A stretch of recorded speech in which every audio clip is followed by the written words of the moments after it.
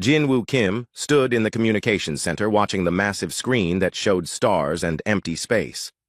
3 days ago, something had changed forever. A message had come from the stars, speaking in perfect Korean, English, and dozens of other Earth languages. The message was simple and peaceful. They called themselves the Galactic Council, and they wanted to meet Earth's people. Now Jin-Woo waited with his team for the next message. Hyejin Park stood beside him, checking her tablet for the 100th time. She was responsible for Earth's safety during this first contact. Both of them had studied every alien movie and book they could find, but nothing had prepared them for this moment. The screen flickered and suddenly they were looking at something impossible. The alien was beautiful in a strange way, like a tall human made of silver light. Its skin seemed to glow softly and its eyes were large and kind. When it spoke, its voice was like music. Greetings, people of Earth. I am Kale Thon of the Veltari Confederation. We are so happy to finally meet you. Your response to our message shows that you are a peaceful and intelligent species. We would like to invite representatives from your world to visit our diplomatic vessel. We promise you will be safe and welcome. Jin-Woo stepped forward and spoke into the microphone. Thank you, Kale Thon. I am Jin-Woo Kim, speaking for Earth. We accept your invitation and look forward to meeting you. We will send a small team as you requested. The alien smiled, which looked strange, but somehow right on its face.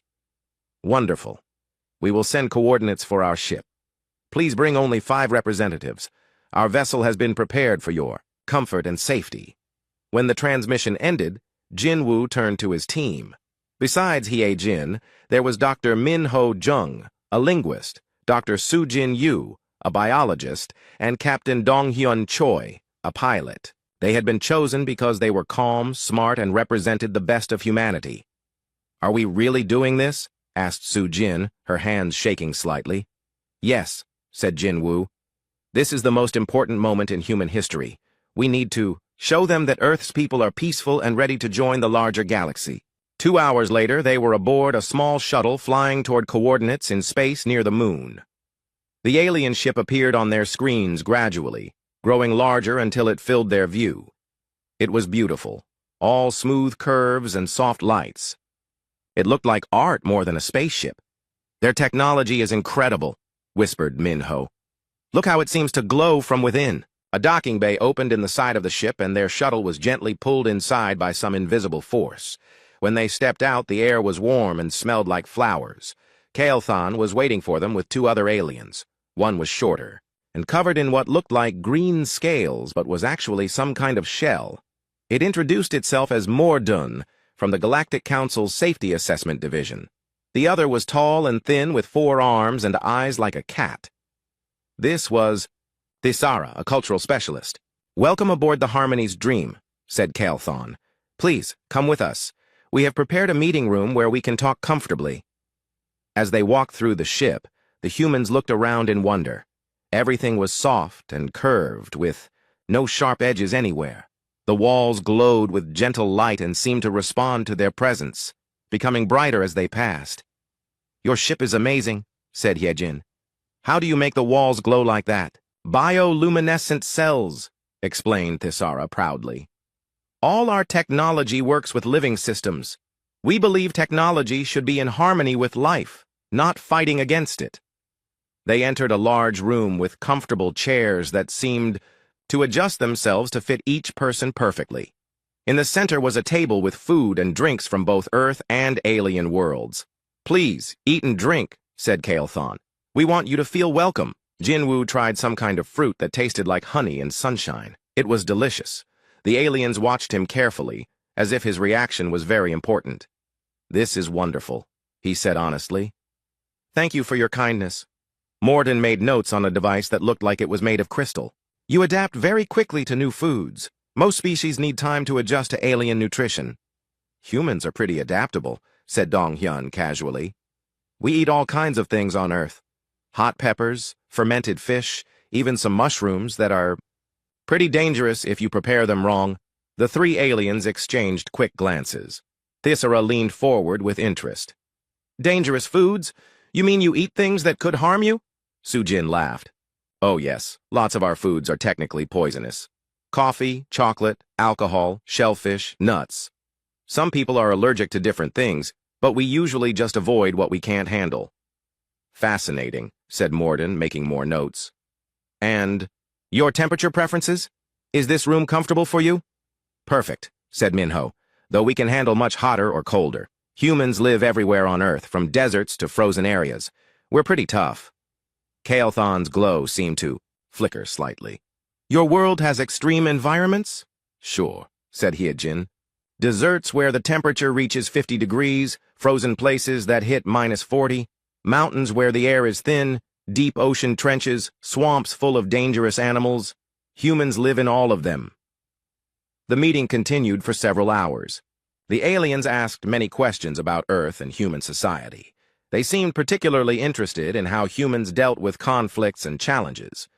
Jinwoo explained that while humans had fought wars in the past, they had learned to work together to solve problems. We've had to, he said. Our planet throws a lot of challenges at us. Natural disasters, climate changes, diseases. We've learned that cooperation is the only way to survive and thrive. Remarkable resilience, murmured Kael'thon. And you achieved space travel while dealing with all these challenges? We're pretty determined, said Donghyun with a smile. When humans want something, we usually find a way to get it. We don't give up easily. As the meeting wound down, the aliens seemed pleased but also thoughtful. They explained that the Galactic Council had over 1,000 member species, all committed to peace and cooperation. Earth would be welcome to join if humans proved they shared these values. We believe you do, said Kael'thon. Your responses today show a peaceful people who have overcome great challenges. We would like to arrange cultural exchanges and learn more about each other. Before leaving, Thisara pulled Jinwoo aside. May I ask, what do you consider the most dangerous thing about your world? Jinwoo thought for a moment. Probably other humans, when we disagree about important things. But even that's getting better. We're learning to talk instead of fight. The alien nodded, but her expression was strange. Not the environment itself? The extreme temperatures, the dangerous animals, the natural disasters? Oh, those aren't really dangerous, said Jinwoo with a laugh. They're just part of life on Earth. You learn to deal with them. Besides, most of the really dangerous stuff happened millions of years ago. Earth's pretty peaceful now. As the human shuttle departed, Kael'thon stood in the observation deck with Mordun, watching it disappear into space. They seemed genuinely peaceful, said Kael'thon. Intelligent, cooperative, adaptable. Yes, agreed Mordun, but his voice was troubled. Almost too adaptable. Did you notice how casually they mentioned surviving in environments that would kill most council species? And their food tolerances are impossible by our standards. They've clearly evolved under challenging conditions, said Kael'thon. That would explain their resilience. Morden made one final note in his report. Remarkably resilient for such a peaceful species. Recommend further study. Neither alien realized they had just met the survivors of the most dangerous planet in known space. 3 months after first contact, the cultural exchange program was in full swing. Humans had been invited to visit several alien worlds, while alien ambassadors came to Earth. The goal was simple: learn about each other and build friendship between species. Taeho Lee stood in what the aliens called a botanical research station, but it looked more like a greenhouse to him. He was on Veltaris Prime, the home world of Kael'thon's people. The station was built inside a massive dome because the outside environment was too dangerous for most galactic species. The atmospheric composition outside contains trace amounts of sulfur compounds, explained Dr. Vexani, his alien guide. Even with protective gear, most species can only work here for short periods. The soil chemistry is also quite hostile. Taeho looked through the dome at the alien landscape. It was beautiful in a strange way, with silver trees and purple grass swaying in the wind. To him, it looked like any other interesting ecosystem.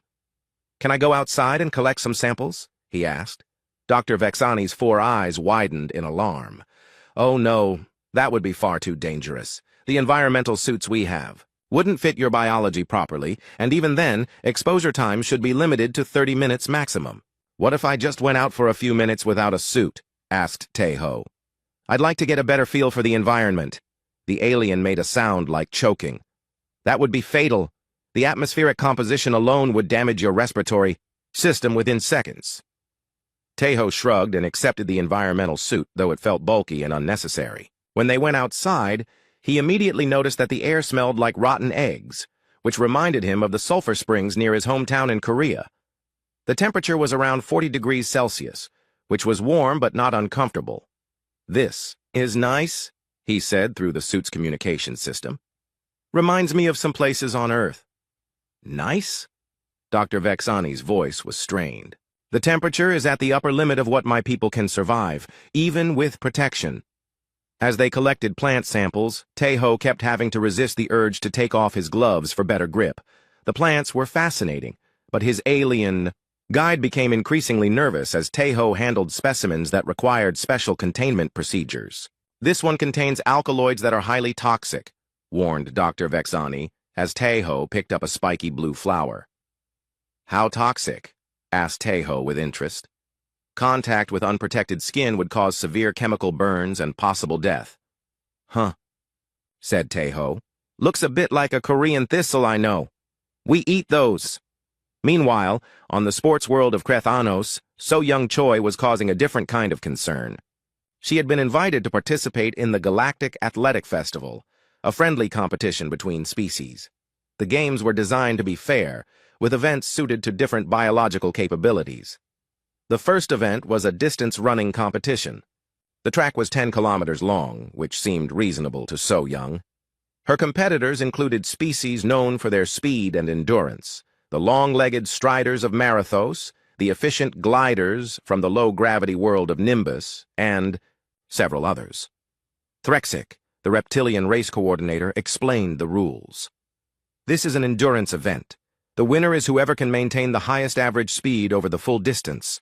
Medical teams are standing by, and any competitor may withdraw if they experience distress."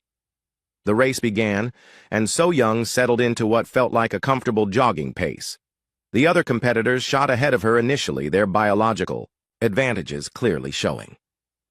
The striders had legs like springs, covering ground in massive bounds. The gliders seemed to barely touch the track as they ran. But as the kilometers passed, something strange happened. The other competitors began to slow down, their breathing becoming labored. Medical teams started pulling some of them from the track as they showed signs of exhaustion. So-Young, meanwhile, felt like she was just getting warmed up. "Human competitor, what is your current physical status?" asked Threxik through her communication device. "I'm fine," replied So-Young, not even breathing hard. "Should I speed up? I was trying to pace myself." By the 8th kilometer, So-Young was in first place. By the 10th, she was alone on the track, having lapped several competitors who were still struggling to finish. She crossed the finish line, feeling like she could easily run another 10 kilometers. "Medical scan required," announced Threxik urgently as So-Young approached the finish area. The scanning showed impossible readings. Her heart rate was elevated but stable, her body temperature was normal, and she showed no signs of distress. In fact, she seemed ready to continue. "How is this possible?" muttered the medical technician, a crystalline being named Zixara. "Your endurance readings are off our charts." "I run marathons on Earth," said So-Young. "This was actually easier than my usual training runs because the air here is thicker and more oxygen-rich." Zixara made careful notes. This was the third impossible result she had recorded from human participants. On the diplomatic world of Harmony Station, Da Yun-song was causing panic in an entirely different way. She had been invited to demonstrate human cuisine for a gathering of alien diplomats. The event was meant to be a peaceful cultural exchange, but it was turning into something closer to a biological warfare demonstration. "Today, I'll be preparing some simple Korean dishes," announced Da Yun cheerfully to the assembled crowd of alien dignitaries. "I'll start with kimchi, which is fermented cabbage." She began chopping what looked like harmless vegetables, but the smell that arose caused several aliens to back away in alarm.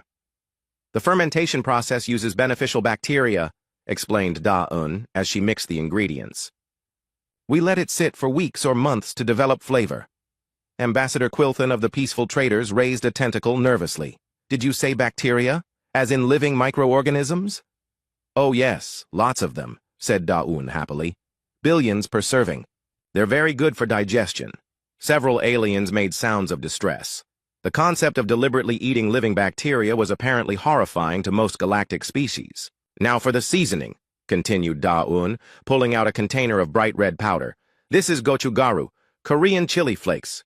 She sprinkled a generous amount over the kimchi, and immediately the air filled with a spicy aroma that caused the alien audience to retreat further. "Chemical warning detected," announced the station's automatic safety system. "Irritant compounds in the atmosphere, advising protective measures." "It's just chili peppers," said Daun in confusion. "They're not that spicy." Dr. Neth Urus, the station's medical officer, was taking readings with a handheld scanner. "These compounds would cause severe respiratory distress in most species. How can you handle such concentrations?" "Humans like spicy food," said Daun, simply. "This is actually pretty mild by Korean standards." She continued her demonstration, adding garlic, contains compounds toxic to 70% of known species, soy sauce, high sodium content, dangerous to most physiologies, and sesame oil, potential allergen. Each ingredient caused more alarm among the watchers. When she finally offered samples, only the bravest aliens dared to try tiny amounts, and most of them required immediate medical attention. Back on Earth, Zixara was compiling her medical reports from the exchange program. As a crystalline being, she processed information differently than organic species, which made her observations particularly valuable. What she was discovering about humans was deeply disturbing.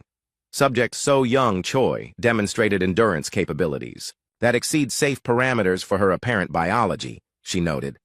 Heart rate remained stable during extreme exertion. Body temperature regulation functioned in ranges that should cause system failure. She pulled up another file. Subject Taeho Lee showed resistance to environmental toxins that should be lethal. Expressed interest in consuming known poisonous plants. Complained that safety equipment was unnecessary. The third file was even more concerning. Subject Da-un Song demonstrated consumption of multiple compounds classified as biological warfare agents by Council standards. Showed no adverse effects. In fact, appeared to enjoy the experience.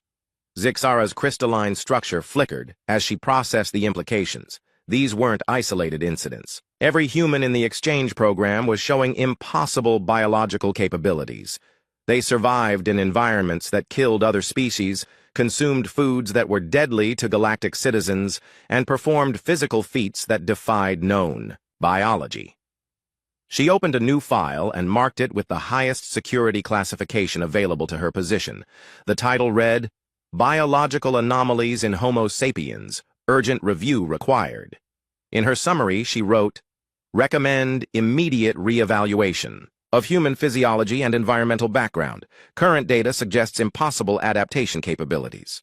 Either our understanding of biology is fundamentally flawed, or humans evolved under conditions far more extreme than initially believed." On Veltaris Prime, Dr. Vexani was having similar thoughts as he watched Taeho work in conditions that should have hospitalized him. The human seemed genuinely puzzled by the safety precautions and kept asking if he could work in more challenging environments. On Krethanos, Threxic filed his own report about the athletic competitions. Human, participant achieved results that suggest either advanced genetic modification or evolution under extreme. Dr. Quelthane stood in the most secure laboratory of the Galactic Council's Xenobiology Institute, staring at data that should not exist. As the lead xenobiologist for the Council, she had studied thousands of species from across the galaxy. She had seen beings adapted to extreme environments, creatures with unusual abilities, and civilizations that had overcome great challenges. But nothing had prepared her for the file marked Human Analysis, Project Deathworld. 3 weeks ago, Admiral Vrektar of the Galactic Defense Force had requested an urgent investigation into human capabilities. The reports from the Cultural Exchange Program had been too strange to ignore. Now, after extensive research, Dr. Quelthane was beginning to understand why the Admiral was concerned.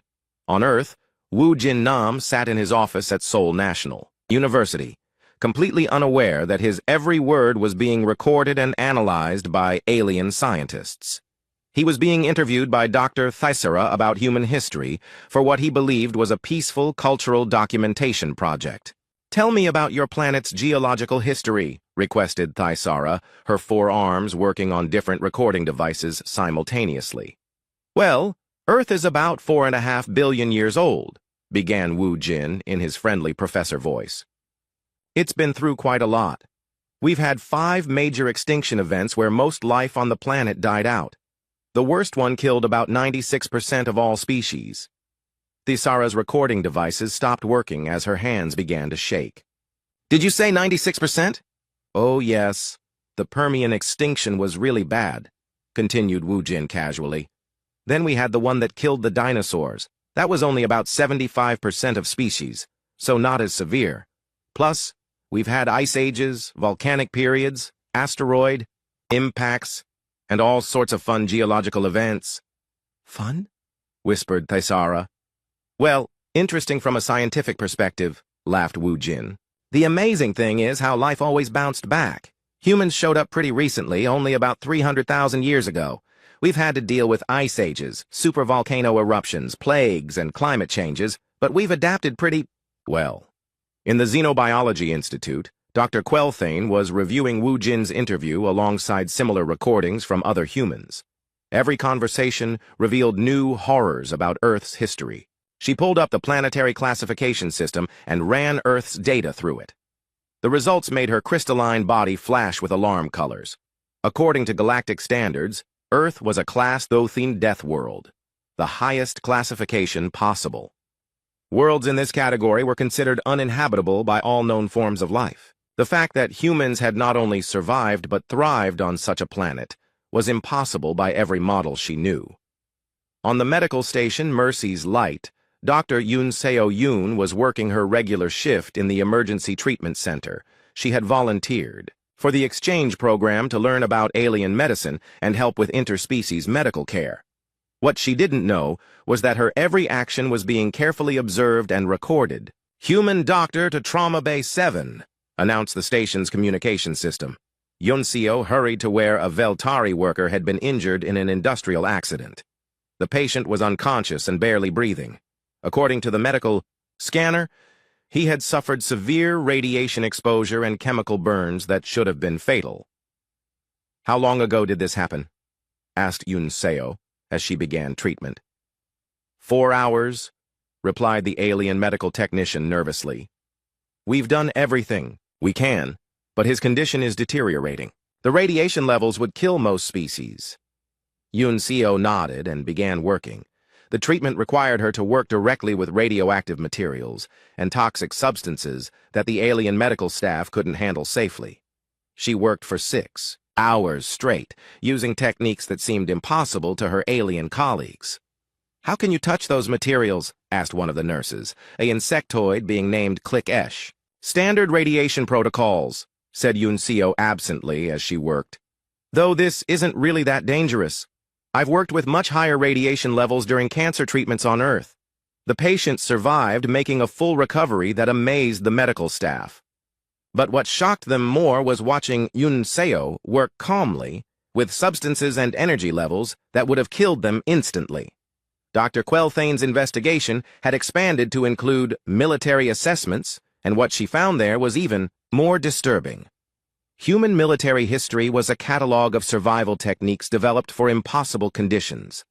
They fight wars in environments that would be instantly lethal to most council species, reported her assistant, Dr. Merdak.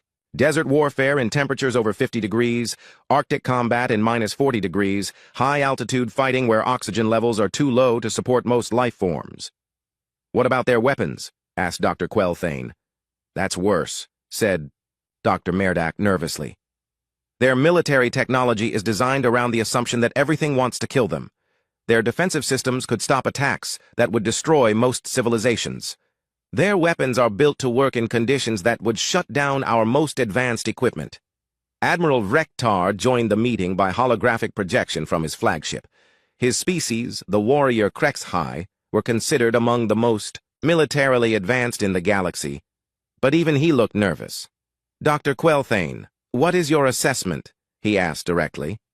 "Admiral, I believe we have made a critical error in our classification of humans, she replied carefully. They are not a peaceful species that happen to develop space travel. They are apex predators from the most dangerous planet in known space. Explain. Dr. Quelthane activated the main display, showing Earth's planetary data. Their homeworld meets every criteria for a Class II Deathworld. Extreme temperature variations, deadly atmospheric chemistry, geological instability, and a biosphere designed around consumption and survival. 99% of all species that ever lived on Earth went extinct. And humans survived this? More than survived. They thrived. They developed intelligence, technology, and civilization while dealing with conditions that would end most galactic societies.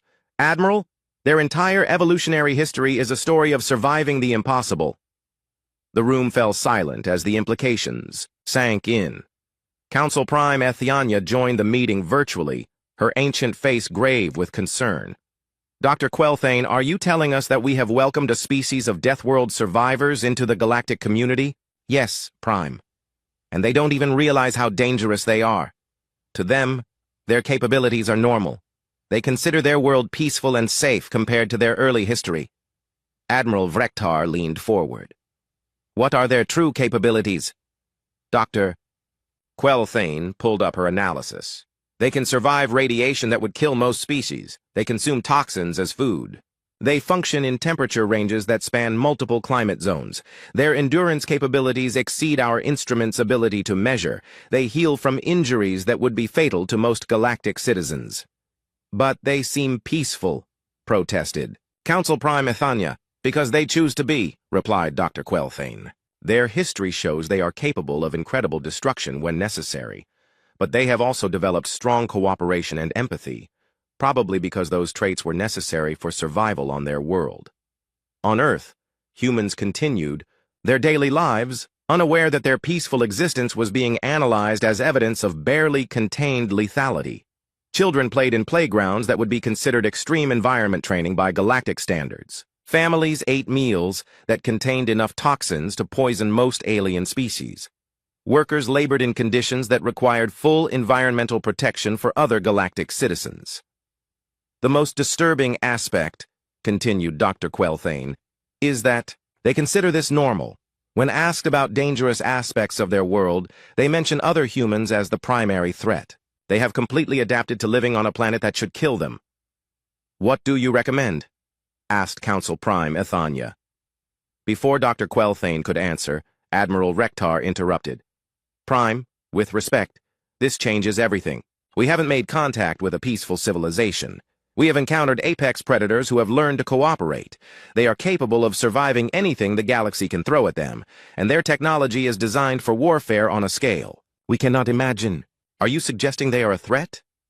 I'm suggesting that we have no idea what they are truly capable of, said the Admiral grimly. Their peaceful behavior might be genuine, or it might be the patience of a predator that hasn't decided if we're worth hunting. Dr. Quelthane looked at her data one more time. Every measurement, every observation, every piece of evidence pointed to the same impossible conclusion. Humans were not just another spacefaring species. They were the survivors of a world that had spent billions of years trying to kill everything that lived on it. My recommendation, she said finally, is that we proceed with extreme caution. We need to understand what we're dealing with before we make any decisions about Earth's place in the galactic community. As the meeting ended, none of the participants noticed the small notation at the bottom of Dr. Quelthane's report. It was a simple calculation, the estimated survival time for an average galactic citizen on Earth's surface without protection. The answer was 14 minutes. The emergency session of the Galactic Council was unlike anything in the organization's 1,000-year history. Representatives from every member species had gathered in the Great Assembly on Unity Station, their faces showing fear, confusion, and barely controlled panic. The news had leaked 3 days ago, and the galaxy had not been the same since. Ji-hun Park sat in what had once been the honored guests section, now surrounded by an empty buffer zone that no alien dared to cross. As Earth's ambassador to the Galactic Council, he had arrived expecting to discuss trade agreements and cultural programs. Instead, he found himself at the center of the greatest crisis in galactic history. The session began with Council Prime, Ethania calling for order, but her voice shook as she spoke. The purpose of this emergency assembly is to address new information regarding the species known as humans and their homeworld designated as Earth. A massive holographic display activated, showing Earth in all its blue and green beauty. To human eyes, it looked peaceful and welcoming. To the assembled aliens, it now looked like a nightmare made real. 3 days ago, continued the Prime, classified research conducted by our Xenobiology Institute was leaked to the galactic news networks. The findings suggest that Earth is classified as a class 2 Deathworld, and that humans are the first known survivors of such a planetary environment, the PARB. Assembly erupted in nervous chittering, crystalline chiming, and other sounds of alien distress. Ji-hun watched in confusion as representatives who had been friendly just days ago now looked at him with barely concealed terror. On the news world of Info Prime, Sekthara was broadcasting live to the entire galaxy. As the premier investigative journalist for the Galactic News Network, she had broken the story that was now sending shockwaves through every civilized world. This is Sekthara with continuing coverage of what experts are calling the Deathworld crisis, she announced to her audience of billions. New footage has emerged showing human settlements on what galactic scientists now classify as the most dangerous planet in known space. The broadcast showed ordinary scenes from Earth. Children playing in parks, families having picnics, farmers working in fields. But now these peaceful images were being analyzed by xenobiologists who pointed out the deadly dangers that humans casually ignored. Notice the temperature readings, explained Dr. Yexthul, an expert on planetary habitability. The ambient temperature in this location would cause fatal overheating in 80% of galactic species. The atmospheric composition contains free oxygen at concentrations that would be toxic to most life forms. The broadcast switched to footage of a human beach resort. Aliens watched in horror as humans lay exposed to solar radiation that would kill most species within minutes, while their children played in water that contained salt concentrations high enough to cause chemical burns. Perhaps most disturbing, continued Dr. Yexthul, is their apparent enjoyment of these conditions. They show no signs of distress or awareness of the danger. On the agricultural world of verdant fields, panic was spreading among the alien farming communities. Nari Kim had been working there for 2 months as part of a terraforming consultation project, helping to improve crop yields and soil conditions. Her suggestions had been welcomed enthusiastically until 3 days ago. Now, as Nari walked through the research facility, she found hallways empty and doors locked. The few aliens she encountered backed away quickly, their eyes wide with fear. Her project supervisor, Dr. Thelmons, finally agreed to meet with her in a sealed conference room. "I don't understand," said Nari honestly. "Yesterday everyone was excited about the new growing techniques I suggested. Today I can't find anyone to talk to me." Dr. Thelmons fidgeted nervously with his tentacles. "Nari, we have learned some things about your homeworld that concern us greatly." "What things?" "Your proposals to increase soil temperature by 15 degrees, introduce what you call beneficial bacteria, and raise atmospheric humidity levels. We now understand these changes would create conditions similar to your Earth." "Yes, that's the idea," said Nari, still confused. "These conditions would dramatically improve crop yields." "Those conditions would also kill most of our workforce within hours of exposure," said Dr. Thelmons quietly. "Nari, your planet is classified as a Class 2 Deathworld. The environment you consider normal and healthy would be instantly lethal to most galactic species." Back at the Galactic Council Assembly, Commander Zephyron of the Militant Coalition was addressing the assembly. His species, the warrior Thekmar, were among the most feared fighters in the galaxy, but even he seemed shaken by the revelations about humans. "Fellow delegates, we must face the reality of what we are dealing with," he declared, his voice carrying across the vast chamber. "These humans are not the peaceful farmers and scholars we believed them to be. They are apex predators from a world so dangerous that it has killed 99% of all life that ever attempted to exist there." Murmurs of agreement rippled through the assembly. Many delegates were nodding, their fear clearly visible. "Consider the evidence," continued Zephyron. "They consume biological warfare agents as food. They live comfortably in environments that would require full protective gear for our people. Their military technology is designed for warfare in conditions that would shut down our most advanced equipment. He gestured toward Ji-hoon, who was beginning to understand why everyone seemed afraid of him. They have been studying our weaknesses for months, while we foolishly believed we were engaged in cultural exchange. How do we know this first contact was not a reconnaissance mission? Elder Nix Ola of the Ancient Collective slowly rose to speak. Her species was among the oldest in the galaxy, and her words carried great weight in council deliberations. Commander Zephyrin speaks from fear, she said in her ancient, wavering voice. Yes, humans come from a dangerous world. Yes, they possess capabilities that seem impossible by our standards. But have they shown aggression? Have they threatened anyone? Their very existence is a threat, replied Zephyrin harshly.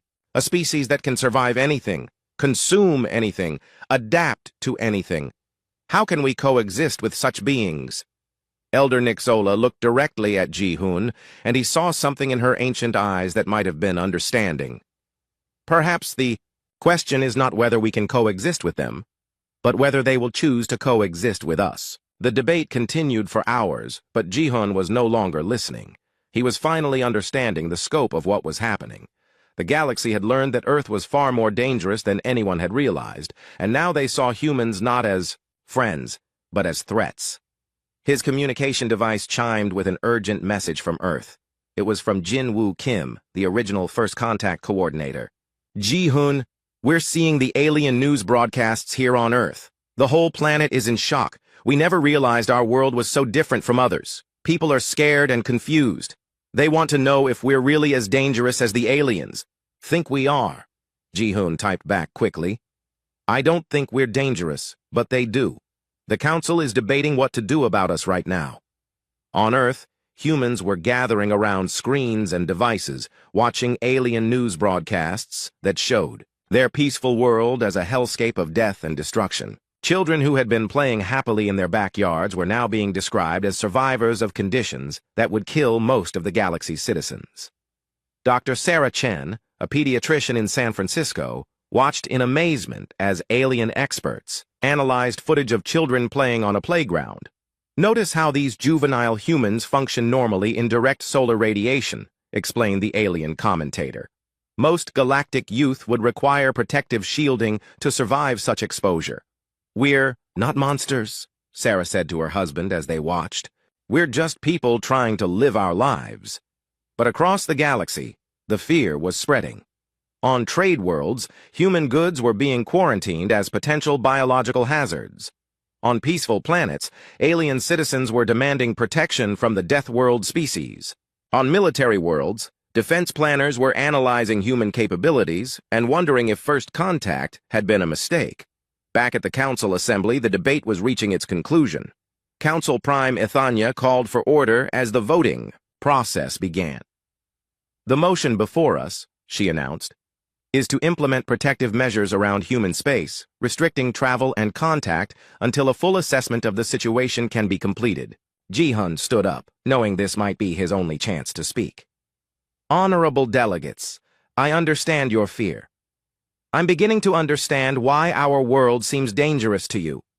But please remember that we chose peace. We chose cooperation. We chose to join your community of civilizations.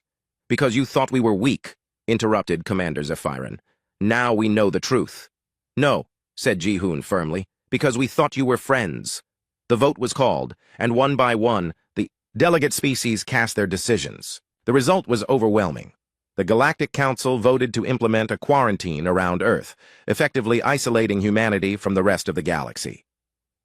As the session ended, Ji-hoon sat alone in the empty guest section, surrounded by the evidence of how quickly friendship could turn to fear. His communication device was flooding with messages from Earth, where humans were watching the vote in real time. 1 year had passed since the galaxy learned the truth about Earth, and the quarantine had become a cold war of fear and misunderstanding. Young Ho Seo stood on the bridge of the Earth Defense Force flagship Resilience, watching long-range sensors detect something that would change everything. The object approaching from deep space was massive, mechanical, and definitely hostile. Sir, we're getting readings on the incoming contact, reported Communications Officer Mi Jin Lee. It's not responding to any standard hails, and its trajectory suggests it's heading directly for the inner systems. Young Ho studied the data streaming across his screens. During the quarantine year, Earth had not been idle. Knowing they were seen as a threat by the galaxy, humans had prepared for the possibility that isolation might become conflict. But this new contact wasn't from any known galactic species. Size estimate? Asked Young Ho. Approximately 15 kilometers long, sir. It's emitting energy signatures unlike anything in our databases. 3 star systems away, Captain Velthani of the Galactic Defense Force cruiser Harmony's Shield was receiving similar readings. As a Veltari officer, she had been trained in peaceful conflict resolution and defensive tactics suitable for civilized warfare between species who valued life and preservation. She was not prepared for what her sensors were showing her. Captain, the object has fired some kind of weapon at the research station on Kepler 442b, reported her tactical officer. The station is gone. Gone? You mean destroyed? No, sir. Gone. There's nothing left. Not debris, not radiation signatures, nothing. Captain Velthani felt her bioluminescent skin dim with fear. Her species' defensive doctrine was based on shields, evasion, and minimal necessary force. How do you fight something that could make an entire space station simply cease to exist? On Earth, the Situation Room was filled with military leaders and scientists trying to understand what they were facing. Admiral Kim Tae-won studied the tactical displays showing the unknown object's path through galactic space. Analysis suggests it's some kind of automated system, reported Dr. Park Ji-young, Earth's leading expert on exotic technologies. It appears to consume matter and energy from everything it encounters, using the resources to replicate itself or grow larger. How do we fight it? Asked Admiral Kim. That's the problem, sir. The galactic civilizations have never faced anything like this. Their weapons and tactics are designed for warfare between living beings who want to preserve life and civilization. This thing doesn't seem to have those limitations. Meanwhile, on Unity Station, the Galactic Council was in emergency session. Reports were flooding in from across the affected systems. The thing, they were calling it a devourer, had consumed 3 space stations, 2 mining colonies, and an entire research fleet without slowing down. Council Prime Ethania looked exhausted and frightened as she addressed the assembly. Our defensive measures have proven completely ineffective. The entity appears to convert matter directly into energy and raw materials for its own growth. Admiral Vrektar's holographic image flickered with poor signal quality as he spoke from his retreating battle group. Prime, our weapons can't even scratch this thing. It absorbed our most powerful plasma cannons like they were flashlights. We need options. In the back of the assembly, Ji-hoon Park sat quietly. For 1 year, he had remained on Unity Station as Earth's isolated ambassador, watching the galaxy struggle with fear of his people while maintaining hope for eventual reconciliation. Now, listening to the panic in alien voices, he realized he might be the only person who could save both civilizations. Prime, he said, standing slowly. I request permission to speak. The assembly fell silent. For most of the aliens present, this was the first time they had heard the human ambassador speak since the quarantine began. The floor recognizes Ambassador Park, said the Prime reluctantly. Thank you. I've been listening to your tactical assessments, and I think I understand why your defenses are failing. Ji-hoon moved to the central podium, his calm human confidence stark against the alien panic around him. Your military doctrine is based on the assumption that your enemies want to survive. You fight wars where both sides try to minimize losses and preserve civilizations. Yes, confirmed Admiral Vrektar. Civilized warfare follows established principles. This thing doesn't follow those principles, continued Ji-hoon. It's not trying to survive or preserve anything. It just wants to consume and grow. Fighting it with civilized tactics is like fighting a virus with politeness. Commander Zephyrin, who had led the push for human quarantine, leaned forward aggressively. And you think your Deathworld species knows better? Yes, said Ji-hoon simply. Because we've been fighting things like this our entire evolutionary history. Earth doesn't negotiate with viruses or show mercy to natural disasters. We develop weapons and tactics based on the assumption that everything wants to kill us. The assembly erupted in nervous chatter, but Council Prime Ithanya raised her hand for silence. What are you proposing, Ambassador? Let us help, said Ji-hun. Our ships, our weapons, our tactics, they're all designed for warfare against impossible odds. We've spent our entire history learning how to kill things that seem unkillable. Captain Velthani was desperately trying to evacuate civilian populations from the Devourer's path when her communications officer detected something impossible. Captain, we're receiving a transmission from a human vessel. Humans?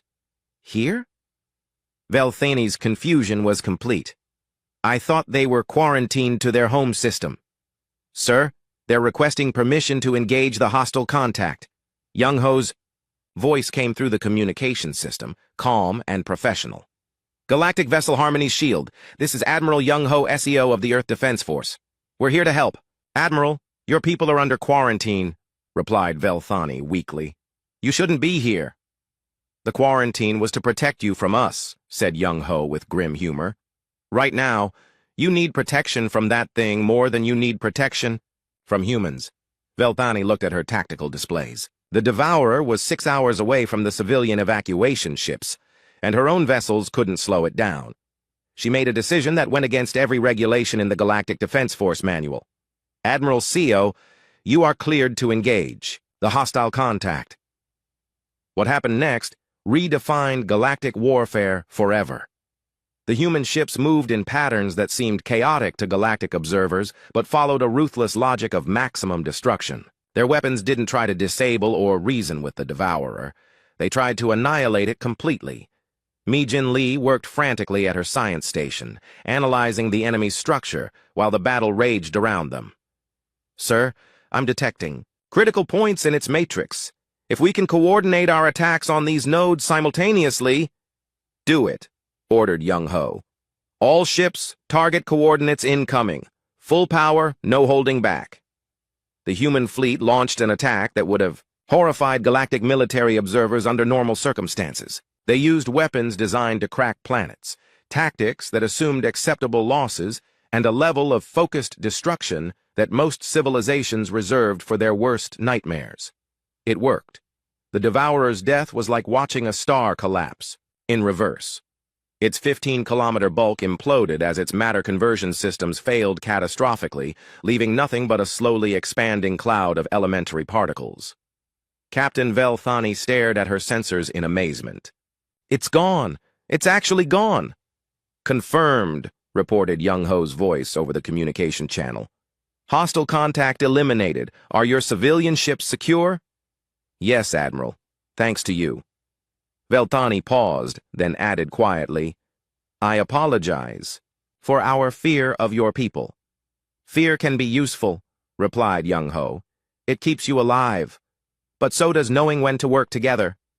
3 months later, the same council assembly that had voted for human quarantine was voting on a very different proposal. The Devourer had not been alone. Long-range sensors had detected more of them approaching from the galactic rim. The galaxy needed defenders who could fight impossible battles and win. Council Prime Ithanya stood before the assembly with a very different demeanor than she had shown during the crisis. The motion before us is to formally invite humanity to join the Galactic Defense Force as guardian species, with full privileges and responsibilities for protecting member civilizations. Elder Nixola spoke first. During the Devourer crisis, humans demonstrated not aggression, but protection. They risked their lives to save civilizations that had shunned them. Commander Zephyron, who had once seen humans as threats, now nodded in agreement. Their capabilities are terrifying, yes, but they are terrifying to our enemies, not to us. I vote in favor. The vote was unanimous. After the session, Ji-hun found himself walking through Unity Station's cultural district with Kael'thon, his first alien friend, who had maintained contact even during the darkest days of the quarantine. I owe you an apology, said Kael'thon, his bioluminescent skin showing patterns of regret. We saw your strength and assumed malice. You saw something you didn't understand, replied Ji-hun. Fear was a reasonable response. They stopped at, an observation deck where human and alien children were playing together under the careful supervision of adults from both species. The children seemed to have no trouble getting along.